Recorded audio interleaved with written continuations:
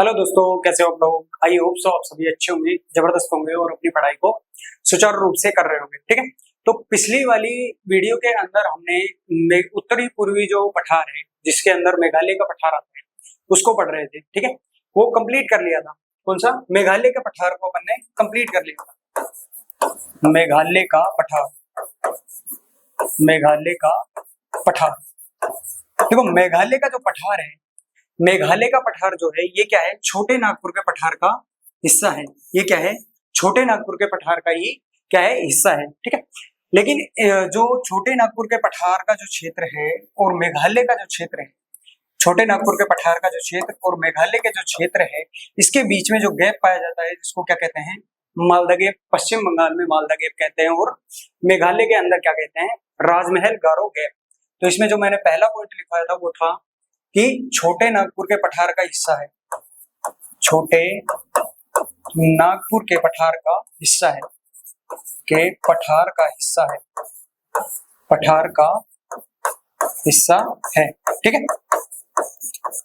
और छोटे नागपुर के दूसरा जो पॉइंट लिखवाया था वो लिखवाया था मैंने कि छोटे नागपुर के पठार को और मेघालय के पठार को, छोटे नागपुर के पठार को और मेघालय के पठार को जो अलग करता है वो क्या है? मालदा गैप या राजमहल गारो गैप। मालदा गैप दूसरा जो पॉइंट है वो है मालदा गैप, मालदा गैप या राजमहल गारो गैप, राजमहल गारो गैप, राजमहल गारो गैप। ठीक है, राजमहल गारो जो गैप है वो क्या करता है? छोटे नागपुर के पठार को, छोटे नागपुर के पठार को, के पठार को मेघालय के पठार से क्या करता है? अलग करता है। मेघालय के पठार से अलग करता है, पठार से अलग करता है। ठीक है, समझ में आई बात? अलग करता है। ठीक है, यानी कि जो ये वाला जो गैप है ये क्या है? मालदा गैप या राजमहल गारो गैप। मालदा गैप जो है ये पश्चिम बंगाल में, इसको क्या कहते हैं? मालदा गैप। मालदा गैप कहां पर कहते हैं? पश्चिम बंगाल में। पश्चिम बंगाल में जो इस गैप को क्या कहते हैं? मालदा गैप। तथा राजमहल जो गारो गैप है ये क्या है? ये मेघालय के अंदर, मेघालय के अंदर इस गैप को क्या कहते हैं? राजमहल गारो गैप कहते हैं। ठीक है, समझ में आई बात? इसके बाद में देखना यहाँ की प्रमुख पहाड़ियां। राजमहल जो मेघालय का पठार है, मेघालय के पठार की प्रमुख पहाड़ियां, जो पहाड़ियां थी वो कौन कौन सी थी? देखो पहाड़ियां देखना, पहाड़ियां थी, 4 पहाड़ियां थी। कौन कौन सी? गारो, गारो खासी, गारो खासी, जैंतिया, जैंतिया और मिकीर, वे मिकीर।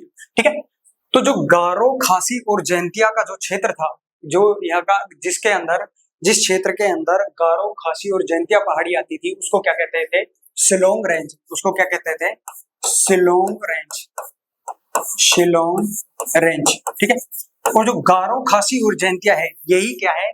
उस क्षेत्र में, यानी कि मेघालय के पठार में पाई जाने वाली जनजातियां,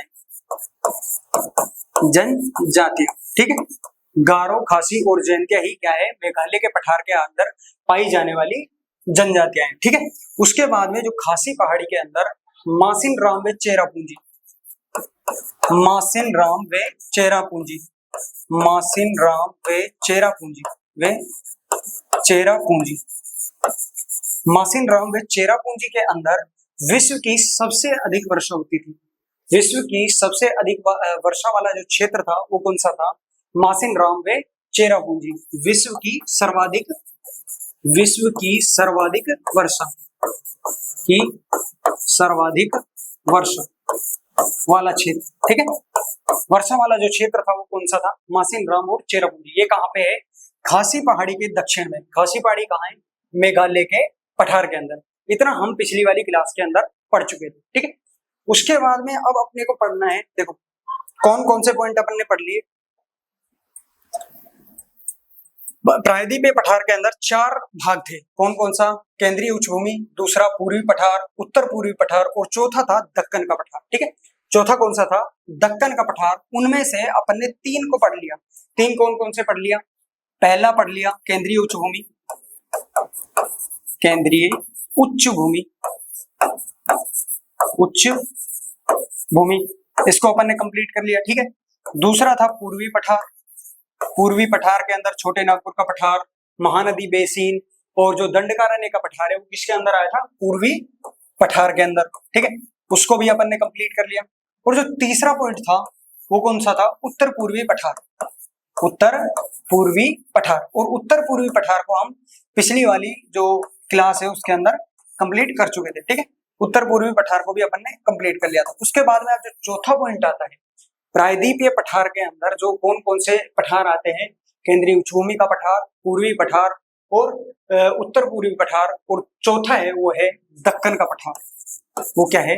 दक्कन का पठार का पठार। और आज हम पढ़ने वाले हैं दक्कन के पठार को। तो हेडिंग डालना दक्कन का पठार। ठीक है, इनको बिठा दूं, हेडिंग डालना दक्कन का पठार, हेडिंग डालना दक्कन का पठार, दक्कन का पठार।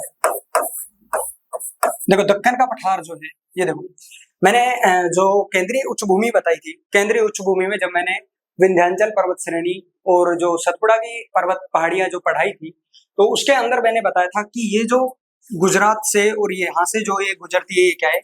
विंध्यन श्रेणी है। ठीक है, उसके दक्षिण में नर्मदा नदी है। उसके दक्षिण में क्या है? नर्मदा नदी। नर्मदा नदी के दक्षिण में क्या थी? सतपुड़ा की पहाड़ी थी। और सतपुड़ा नदी के दक्षिण में कौन सी नदी थी? ताप्ती नदी। ठीक है, तो ताप्ती नदी के जो दक्षिण वाला क्षेत्र है, ये वाला जो क्षेत्र, ये वाला क्षेत्र, ये वाला क्षेत्र क्या कहलाता है? दक्कन का पठार। ये वाला क्षेत्र क्या कहलाता है? दक्कन का पठार। लेकिन जो ये पश्चिम, ये वाली कौन सी दिशा है? पश्चिम। और ये वाली कौन सी दिशा है? पूर्व। तो जो पश्चिम की तरफ वाला ये वाला जो हिस्सा है, ये वाला जो भाग बच गया, जो ये पर्वतीय जो श्रेणी पाई जाती है इसके अंदर, ये कौन सा है? पश्चिमी घाट। और ये वाला जो क्षेत्र है, ये वाली जो संरचना है, ये क्या कहलाता है? पूर्वी घाट। ये क्या कहलाता है? पूर्वी घाट। और ये वाला क्या कहलाता है? पश्चिमी घाट। ठीक है, पश्चिमी घाट। तो ताप्ती नदी के दक्षिण का क्षेत्र, ताप्ती नदी के दक्षिण का जो क्षेत्र है वो कौन सा है? दक्कन का पठार। वो कौन सा है? दक्कन का पठार। ये वाला जो क्षेत्र है ये क्या है? दक्कन का पठार। तो दक्कन के पठार के अंदर कौन कौन सा आता है? 3 पठार आते हैं। कौन सा? पहला तो आता है, इसको लिख लेना, कि ताप्ती नदी का दक्षिणी विस्तार। ताप्ती नदी के दक्षिण का क्षेत्र, दक्षिण का क्षेत्र, दक्षिण का जो क्षेत्र है वो क्या कहलाता है? दक्कन का पठार। वो क्या कहलाता है? दक्कन का पठार। दक्कन का पठार। ठीक है, समझ में आई बात? पहले वाला पॉइंट समझ में आया कि ताप्ती नदी के दक्षिण का जो क्षेत्र है वो क्या कहलाता है? दक्कन का पठार कहलाता है। ठीक है, उसके बाद में नेक्स्ट पॉइंट इसमें लिखना कि दक्कन के पठार के अंदर कौन कौन से क्षेत्र आते हैं? पहला दक्कन ट्रैप। पहला क्या आता है? दक्कन ट्रैप। ठीक है, दूसरा आता है कर्नाटक का पठार। कर्नाटक का पठार, कर्नाटक का पठार। और तीसरा आता है आंध्र प्रदेश का पठार। आंध्र प्रदेश का पठार, आंध्र प्रदेश का पठार। ठीक है, आंध्र प्रदेश का पठार। यानी कि दक्कन के पठार को, दक्कन का पठार क्या है? दक्कन का पठार है ताप्ती नदी के दक्षिण वाला एक त्रिभुजाकार जो संरचना है वो क्या है? दक्कन का पठार है। ये क्या है? ये देखो, ये जो संरचना है ये क्या है? त्रिभुजाकार है। त्रिभुजाकार जो संरचना है इसको क्या कहते हैं? दक्कन का पठार। दक्कन का पठार। दक्कन के पठार के अंदर क्या क्या कौन कौन से क्षेत्र आते हैं? 3 क्षेत्र आते हैं। कौन कौन से क्षेत्र आते हैं? 3 क्षेत्र आते हैं।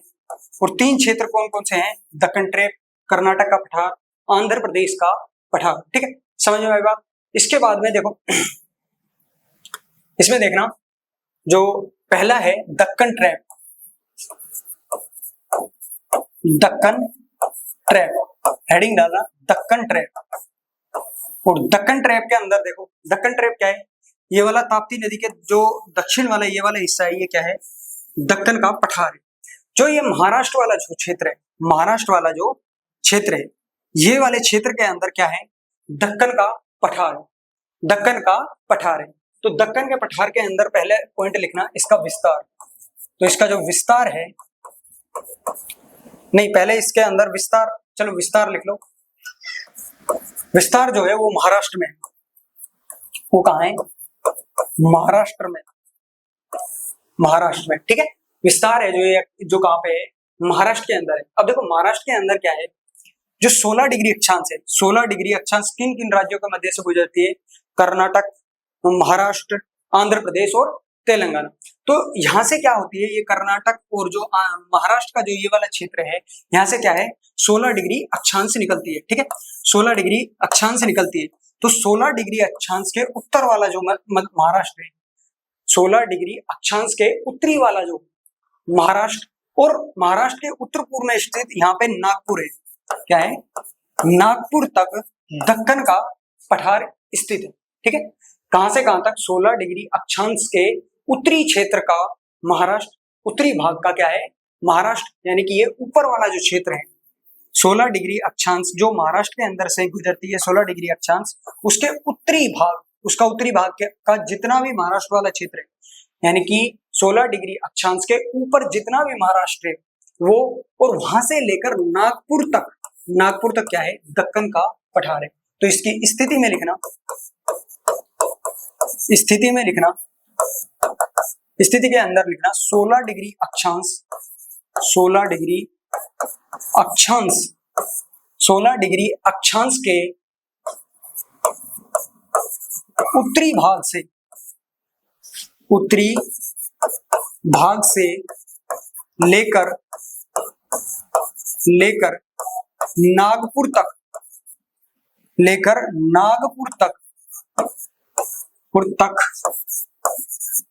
दक्कन का पठार, दक्कन का पठार फैला हुआ है, दक्कन ट्रैप फैला हुआ है, दक्कन का पठार नहीं, दक्कन ट्रैप, दक्कन ट्रैप फैला हुआ है, फैला हुआ है। समझ में आई बात। दक्कन ट्रैप जो है वो क्या है, 16 डिग्री अक्षांश, 16 डिग्री अक्षांश के उत्तरी भाग से, यानी कि ऊपर वाले भाग से लेकर नागपुर तक दक्कन ट्रैप फैला हुआ है। क्या है, दक्कन ट्रैप फैला हुआ है। इसमें देखना दक्कन जो ट्रैप है, ये ट्रैप नाम क्यों दिया गया, ये क्या है, बेसाल्ट चट्टानों द्वारा निर्मित एक सख्त जो संरचना है, एक क्या है, सख्त संरचना है, उसको क्या कहते हैं, दक्कन ट्रैप। यानी कि यहाँ से जो अरब सागर के अंदर ज्वालामुखी के कारण यहाँ से क्या है, लावा निकला, और जो ये लावा है ये क्या है, महाराष्ट्र और कर्नाटक वाला जो क्षेत्र है इसके अंदर जाके ये ठंडा हो गया। ठंडा होने के कारण ये क्या है, बेसाल्ट चट्टानों से निर्मित एक संरचना का निर्माण करता है, एक क्या है, ठोस संरचना का निर्माण करता है, जिसे क्या कहते हैं, दक्कन ट्रैप कहते हैं, जिसे क्या कहते हैं, दक्कन ट्रैप कहते हैं। ठीक है, इतनी बात समझ में आई। इसके बाद में लिखना, इसके बाद में लिखना इसमें नदी, दक्कन ट्रैप के अंदर कौन सी नदी प्रवाहित होती है, तो नदी है गोदावरी, गोदावरी, यानी कि दक्कन ट्रैप से होकर जाने वाली, यानी कि दक्कन ट्रैप में जो प्रवाहित होने वाली नदी है वो कौन सी है, गोदावरी नदी। ठीक है, समझ में आई बात। उसके बाद में देखना कि दक्कन ट्रैप की प्रमुख पहाड़ियां, प्रमुख पहाड़ियां, प्रमुख पहाड़ियां, पहाड़ियां कौन कौन सी है, अजंता, अजंता, बालाघाट, बालाघाट, हरीशचंद्र, हरीशचंद्र, हरीशचंद्र और सतमाला, और सतमाला। ठीक है, दक्कन ट्रैप के अंदर जो प्रमुख पहाड़ियां हैं वो कौन कौन सी है, अजंता है, बालाघाट है, हरीशचंद्र है और सतमाला है, और कौन सी है, सतमाला है। ठीक है, तो दक्कन ट्रैप के अंदर अपने को यही 4 पॉइंट याद रखने हैं, और ये 4 पॉइंट कौन कौन से हैं? पहला इसका विस्तार, विस्तार कहां पर है? दक्कन ट्रैप जो है, दक्कन ट्रैप जहां पे स्थित है वो कौन सी जगह है? महाराष्ट्र। वो कौन सा राज्य है? महाराष्ट्र है। दूसरा इसकी स्थिति, इसकी स्थिति यानी कि दक्कन ट्रैप मानचित्र के अंदर, भारत के अंदर किस स्थिति के अंदर है? वो क्या है? 16 डिग्री अक्षांश के उत्तर में। 16 डिग्री अक्षांश जो है वो किन किन राज्यों के मध्य से गुजरती है? महाराष्ट्र, कर्नाटक और आंध्र प्रदेश और तेलंगाना। तो उनके उत्तर में, उसके उत्तर में जो महाराष्ट्र वाला क्षेत्र है, वो महाराष्ट्र वाला क्षेत्र से लेकर नागपुर तक, कहां तक? नागपुर तक दक्कन जो ट्रैप है वो फैला हुआ है। ठीक है, समझ में आई बात? उसके बाद में है नदी। इसकी जो दक्कन ट्रैप के अंदर प्रवाहित होने वाली जो नदी है वो कौन सी है? गोदावरी नदी है। और इसकी जो प्रमुख पहाड़ियां हैं वो कौन कौन सी है? सतमाला, अजंता, बालाघाट और हरिश्चंद्र। ठीक है, समझ में आई बात? इसके बाद में देखना, इसके बाद में जो दक्कन ट्रैप को पढ़ लिया, दूसरा था कर्नाटक का पठार। दूसरा था कर्नाटक का पठार। कर्नाटक का पठार, देखो कर्नाटक के पठार में पहला पॉइंट लिखना विस्तार, यानी कि ये किस राज्य में है? विस्तार तो नाम से ही पता लग रहा है ये कहां पे है? कर्नाटक के अंदर है। इसका जो विस्तार है वो कहां है? कर्नाटक में। इसका जो विस्तार है वो कहां पे है? कर्नाटक के अंदर है। देखो जो ये दक्षिण वाला हिस्सा है भारत को, जो ये दक्षिण वाला जो हिस्सा है, इसमें देखना ये क्या है? दक्कन ट्रैप है। ये क्या है? दक्कन ट्रैप है। और इधर वाला जो ये वाला भाग है ये क्या है? पश्चिमी घाट है। और ये वाला जो भाग है, ये वाला जो भाग है ये क्या है? पूर्वी घाट है। ये क्या है? पूर्वी घाट है। पूर्वी घाट है। और ये वाला क्या है? पश्चिमी घाट है। पश्चिमी घाट है। तो कर्नाटक के, इसमें एक पॉइंट लिखना कि कर्नाटक के पश्चिम में, कर्नाटक के पश्चिम में पूर्वी घाट से संलग्न, यानी कि पूर्वी घाट से संलग्न का मतलब है पूर्वी घाट से टच होता हुआ, यानी कि पूर्वी घाट के बिल्कुल समीप में एक पठार पाया जाता है। एक पठार पाया जाता है जिस पठार को कर्नाटक का पठार कहते हैं। जिस पठार को क्या कहते हैं? कर्नाटक का पठार कहते हैं। कर्नाटक में पश्चिमी घाट से संलग्न एक मैदानी क्षेत्र या पठारी क्षेत्र को क्या कहते हैं? कर्नाटक का पठार कहते हैं, तथा इसे मलनाड भी कहते हैं। मलनाड भी कहते हैं। ठीक है, देखो कर्नाटक में, कर्नाटक के अंदर, कर्नाटक में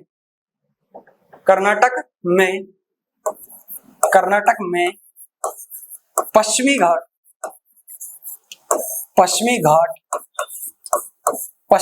से संलग्न, पश्चिमी घाट से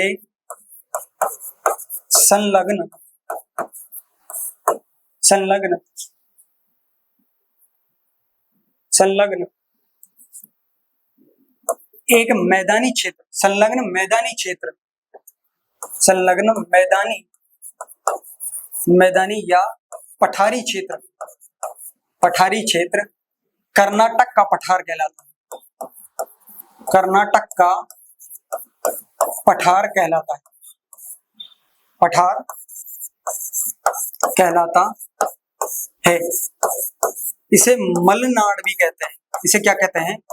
मलनाड भी कहते हैं। इसे क्या कहते हैं? मलनाड भी कहते हैं। ठीक है, मलनाड भी कहते हैं। ये वाला पॉइंट समझ में आया? ये वाला मैं मिटा दूं, ये क्या है? पश्चिमी घाट। ये क्या है? पश्चिमी घाट। पश्चिमी घाट, पश्चिमी घाट, इसे क्या कहते हैं? मलनाड भी कहते हैं। ठीक है, इसमें नेक्स्ट पॉइंट देखना, कर्नाटक के पठार का, कर्नाटक के पठार का सबसे विशाल पर्वत, सबसे जो विशाल पर्वत है वो कौन सा है? विशाल पर्वत। जो सबसे विशाल पर्वत है वो है बाबा बुदान। वो कौन सा पर्वत है? बाबा बुदान। ठीक है, समझ में आई बात। कर्नाटक के पठार का जो सबसे विशाल जो पर्वत है वो कौन सा है, बाबा बुदान पर्वत। ठीक है, समझ में आई बात। इसके बाद में देखना नेक्स्ट वाला पॉइंट लिखना, बाबा बुदान की, बाबा बुदान पर्वत की, बुदान पर्वत की, पर्वत की सबसे ऊंची जो चोटी, सबसे ऊंची चोटी, ऊंची चोटी, सबसे जो ऊंची चोटी है वो है कुद्रेमुख, कुद्रेमुख, कुद्रेमुख। ठीक है, समझ में आई। बाबा बुदान पर्वत की जो सबसे ऊंची जो चोटी है वो क्या है, कुद्रेमुख। तथा कर्नाटक की, दूसरा पॉइंट लिखना, कर्नाटक की, कर्नाटक के पठार की, कर्नाटक के पठार की, के पठार की सबसे की सबसे की सबसे ऊंची जो चोटी है वो कौन सी है, ऊंची चोटी है वो कौन सी है, सबसे ऊंची चोटी वो है मुल्तानगिरी, मुल्तानगिरी, मुल्तानगिरी। ठीक है, मुल्तानगिरी, इसे मूलनगिरी के नाम से भी जानते हैं, मूलनगिरी, इसे क्या है, मूलनगिरी भी कहते हैं। ठीक है, समझ में आई गई, समझ में आई बात कि जो कर्नाटक के पठार की जो सबसे ऊंची जो चोटी है वो कौन सी है, मुल्तानगिरी, मुल्तानगिरी। ठीक है, और जो इसे क्या है, मूलनगिरी के नाम से भी जानते हैं। ठीक है, इसके बाद में देखना नेक्स्ट पॉइंट, देखो अभी मैंने बताया था जो पश्चिमी जो क्षेत्र है, देखो ये पश्चिम का जो क्षेत्र है, पश्चिमी घाट वाला जो क्षेत्र है, जो कर्नाटक के समीप वाला संलग्न जो क्षेत्र है, मैदानी या पठारी क्षेत्र, कर्नाटक का वह क्षेत्र जो पश्चिमी घाट से के पश्चिमी घाट के समीप है और एक मैदान का निर्माण करते हैं, उसे क्या कहते हैं, मलनाड। तो इस मलनाड के अंदर ये जो क्षेत्र है मलनाड क्षेत्र, इस मलनाड क्षेत्र के अंदर, मलनाड क्षेत्र में एक अपेक्षाकृत छोटा, एक, इसको मैं लिख देता हूं उसके बाद में समझाता हूं। ठीक है, अपेक्षाकृत छोटा पठार पाया जाता है, छोटा पठार पाया जाता है। और वो कौन सा पठार है, बेंगलुरु का पठार, बेंगलुरु का पठार या मसूरी का पठार, या मसूरी का पठार कहते हैं इसे। ठीक है, बेंगलुरु का पठार या मसूरी का पठार भी कहते हैं। देखो मलनाड क्षेत्र में अपेक्षाकृत छोटा, मतलब कि जो पठार होते हैं उसकी जो औसतन जो ऊंचाई है वो कितनी होती है, 600 मीटर से 900 मीटर। ठीक है, 600 मीटर से 900 मीटर के बीच में होती है। ठीक है, लेकिन ये क्या है, ये थोड़ा छोटा है, इतनी ऊंचाई ना होकर ये क्या है, छोटा जो पठार है। तो इसको क्या कहते हैं, कर्नाटक के पठार के अंदर मुलनाड क्षेत्र में अपेक्षाकृत छोटा एक पठार पाया जाता है, जिसे क्या है, बेंगलुरु का पठार या मसूरी का पठार भी कहते हैं। कभी पूछ ले कि बेंगलुरु का पठार या मसूरी का पठार किस पठार का भाग है, तो कौन सा होगा, कर्नाटक के पठार का भाग। ठीक है, इसके बाद में इसका नेक्स्ट पॉइंट देखना, नदियां। तथा इसकी जो बेंगलुरु का पठार है, इसके अंदर की जो नदी है उस नदी को भी देख लेना, नदी कौन सी जाती है, कावेरी नदी, कावेरी नदी। यानी कि जो बेंगलुरु का पठार या मसूरी का पठार है उसमें प्रवाहित होने वाली जो नदी है वो कौन सी है, कावेरी नदी, कावेरी नदी। उसके बाद में अब देखना कर्नाटक की, कर्नाटक के पठार की, कर्नाटक के पठार की, के पठार की नदी की नदियां, की नदियां। देखो कृष्णा, कृष्णा, तुंगभद्रा, तुंगभद्रा, कृष्णा, तुंगभद्रा, शरावती, शरावती और भीमा, वे भीमा, कृष्णा, तुंगभद्रा, शरावती और भीमा यहाँ की क्या है, प्रमुख नदियां हैं। ठीक है, कृष्णा, तुंगभद्रा, शरावती और भीमा। ठीक है, इसके बाद में एक और पॉइंट लिखना, देखो कौन कौन सी नदियां हैं, यहाँ पे मैं नदियां दोबारा से लिख देता हूं। कृष्णा, कृष्णा, तुंगभद्रा, तुंगभद्रा, शरावती, तुंगभद्रा, शरावती और भीमा। तो नेक्स्ट पॉइंट लिखना, जो शरावती नदी है, शरावती नदी पर भारत का एक सबसे महत्वपूर्ण जलप्रपात है, जिसे महात्मा गांधी जलप्रपात के नाम से भी जाना जाता है। तो वो महात्मा गांधी जलप्रपात है, वो किस नदी पर है? शरावती नदी पर है। महात्मा गांधी, महात्मा गांधी, महात्मा गांधी जलप्रपात, जलप्रपात किस नदी पर है? शरावती नदी पर है, शरावती नदी पर है, नदी पर है। ठीक है, ठीक है, शरावती नदी पर क्या है? महात्मा गांधी जलप्रपात है। ठीक है, समझ में आएगा। इसके बाद में देखना, इसके बाद में देखना, जो महात्मा गांधी, महात्मा गांधी, गांधी जलप्रपात है, जलप्रपात है, इसे जात या गैर सो भी कहते हैं, भी कहते हैं। ठीक है, ठीक है। अब देखो महात्मा गांधी जलप्रपात किस नदी पर है? शरावती नदी पर है। ठीक है, इसकी प्रमुख नदियां कौन कौन सी है? कृष्णा, तुंगभद्रा, शरावती और भीमा। ठीक है, इतनी बात समझ में आई। तो इसके बाद में अपन एक बार इनको देख लेते हैं, एक बार इसका रिवीजन कर लेते हैं। देखो दक्कन का जो पठार है, दक्कन का पठार क्या है? ताप्ती नदी के जो दक्षिण वाला क्षेत्र है, ताप्ती नदी के जो दक्षिण वाला क्षेत्र है वो क्या है? दक्कन का पठार। दक्कन के पठार का जो पूर्वी हिस्सा है, पूर्वी हिस्सा क्या कहलाता है? पूर्व वाला जो हिस्सा है वो पूर्वी घाट कहलाता है। वो क्या कहलाता है? पूर्वी घाट। तथा दक्कन के पश्चिम वाला जो हिस्सा है, जहां पर पर्वतीय जो पहाड़ियां पाई जाती है, वो क्या कहलाता है? पश्चिमी घाट कहलाता है। वो क्या कहलाता है? पश्चिमी घाट कहलाता है। तो दक्कन के पठार के अंदर, दक्कन के पठार के अंदर दक्कन के 3 क्षेत्र आते हैं। कौन कौन सा? पहला है दक्कन ट्रैप, दूसरा है कर्नाटक का पठार और तीसरा है आंध्र प्रदेश का पठार। तीसरा कौन सा है? आंध्र प्रदेश का पठार। पहला कौन सा है? दक्कन ट्रैप, दूसरा है कर्नाटक का पठार, तीसरा है आंध्र प्रदेश का पठार। समझ में आई बात? उसके बाद में देखना दक्कन ट्रैप क्या है? दक्कन ट्रैप, दक्कन ट्रैप जो है वो कहाँ पे है? महाराष्ट्र राज्य के अंदर है। दक्कन ट्रैप कहाँ पर है? महाराष्ट्र राज्य के अंदर।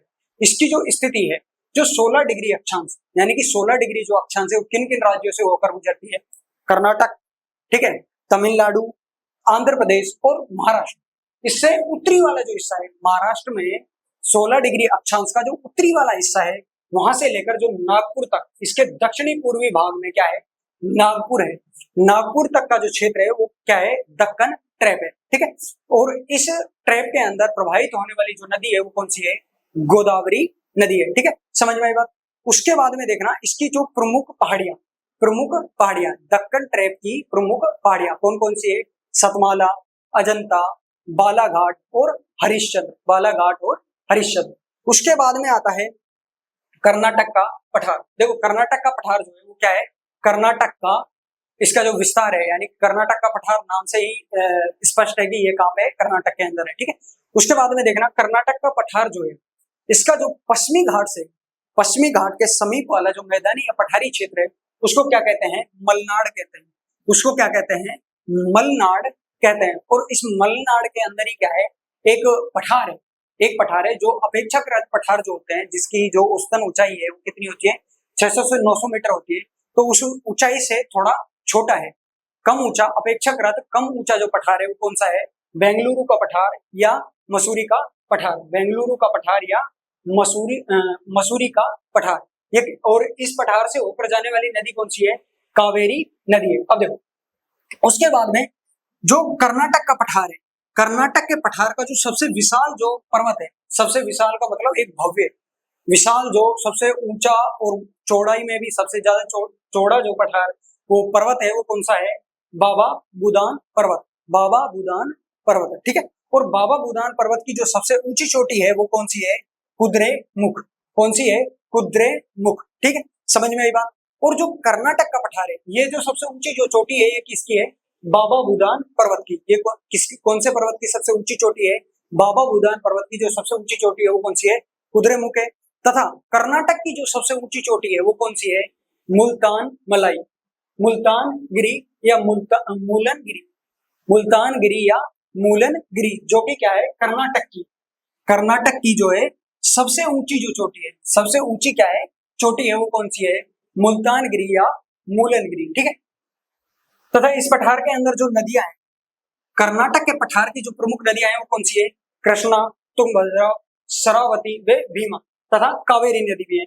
जो बेंगलुरु का पठार या मसूरी का जो पठार है वो किसका हिस्सा है, कर्नाटक के पठार का हिस्सा है। इसके अंदर कौन सी नदी है, कावेरी नदी। तो इसके अंदर 5 नदियां प्रवाहित होती है कर्नाटक के पठार के अंदर, कौन सी, कावेरी, कृष्णा, शरावती, तुंगभद्रा और भीमा, ठीक है। उसके बाद में देखना जो शरावती नदी है, शरावती नदी के अंदर भारत का एक सबसे महत्वपूर्ण जो जलप्रपात, कौन सा जलप्रपात, महात्मा गांधी जलप्रपात, महात्मा गांधी जलप्रपात, महात्मा गांधी जलप्रपात किस नदी पर है, शरावती नदी पर है। कौन सी नदी पर है, शरावती नदी पर है। तथा जो महात्मा गांधी जलप्रपात है उसके जो अन्य नाम है उसको क्या कहते हैं, जोग या गरसोप्पा, गरसोप्पा भी कहते हैं, यानी कि महात्मा गांधी जलप्रपात को जोग या गरसोप्पा भी कहते हैं। कई बार ऐसे पूछ ले, गरसोप्पा किस जलप्रपात किस नदी पर है, तो कौन सी नदी आएगी, साबरमती नदी,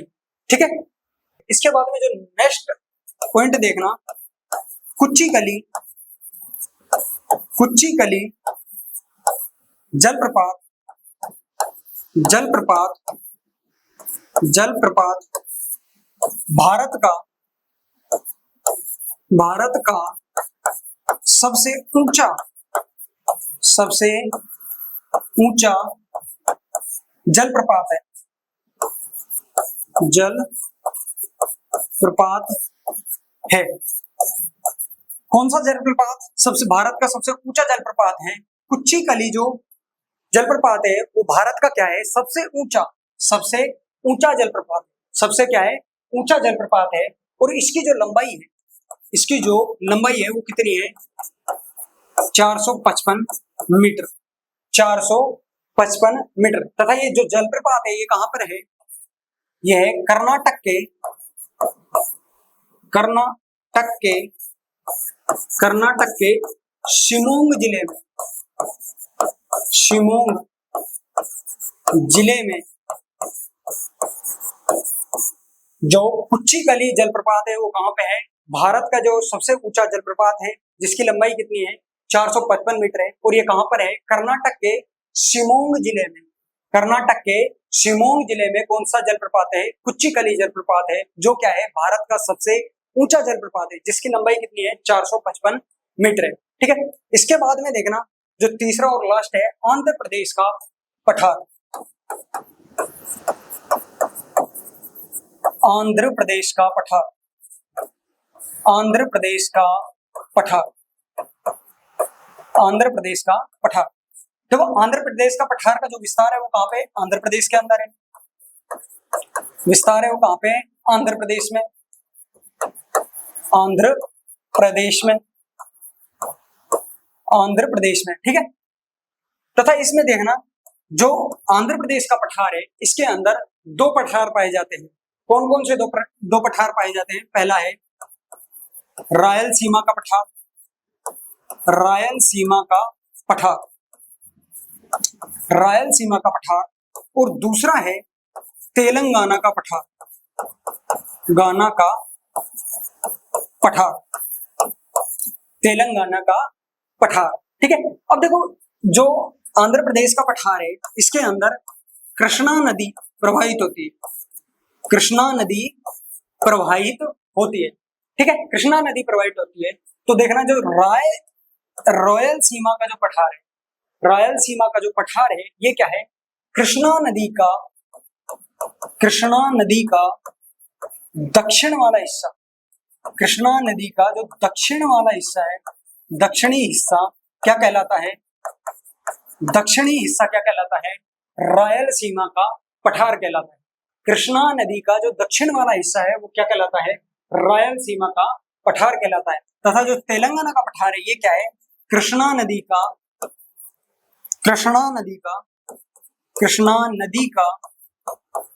उत्तरी हिस्सा, यानी कि उत्तरी या ऊपरी हिस्सा क्या कहलाता है? तेलंगाना का पठार कहलाता है।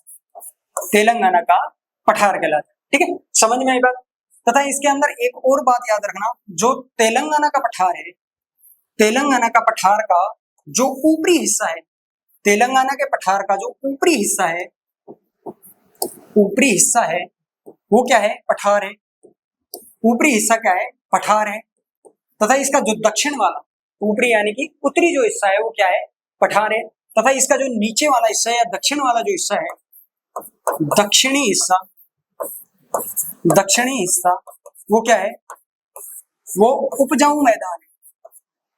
उपजाऊ मैदान वो क्या है? उपजाऊ मैदान। तेलंगाना के पठार का जो उत्तरी हिस्सा है वो क्या है? पठारी क्षेत्र है। तथा इसका जो दक्षिण वाला हिस्सा है वो क्या है? मैदानी क्षेत्र है। ठीक है, इसके बाद में देखना इसकी प्रमुख पहाड़ियां, यानी कि आंध्र प्रदेश के पठार की प्रमुख पहाड़ियां।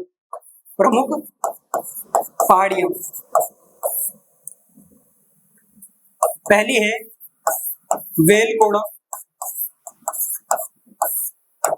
वेलकोड़ा, दूसरी है पालकोड़ा वे नल्ला मलाई। ये क्या है? आंध्र प्रदेश के पठार की, वे आंध्र प्रदेश की जो प्रमुख पहाड़ियां हैं वो कौन कौन सी है? वेलकोड़ा, पालकोड़ा वे नल्ला मलाई। ठीक है, समझ में आई बात? यानी कि आंध्र प्रदेश के अंदर अपने को दो पठार पाए जाते हैं। कौन कौन सा? रायलसीमा का पठार और तेलंगाना का पठार। जो कृष्णा नदी है, कृष्णा नदी का जो दक्षिण वाला हिस्सा है, यानी कि कृष्णा नदी से नीचे की तरफ जो पठार पाया जाता है उसको क्या कहते हैं? रायलसीमा का पठार कहते हैं। तथा कृष्णा नदी के जो ऊपरी या उत्तरी जो भाग है वो क्या है? तेलंगाना का पठार कहलाता है। समझ में आई बात? उसके बाद में देखना, जो तेलंगाना का पठार है, तेलंगाना का पठार ये संपूर्ण रूप से पठारी क्षेत्र नहीं है। इसका जो ऊपरी हिस्सा है, यानी कि जो उत्तर वाला जो भाग है वो क्या है? पठार है। और इसका जो दक्षिण वाला हिस्सा है वो क्या है? एक मैदानी क्षेत्र है, उपजाऊ मैदानी क्षेत्र है। समझ में आई बात? उसके बाद में देखना पहाड़ियां, इसमें जो पहाड़ियां हैं वो कौन सी है? वेलकोड़ा, पालकोड़ा वे नल्ला मलाई। ठीक है, आज के लिए इतना ही। Thank you.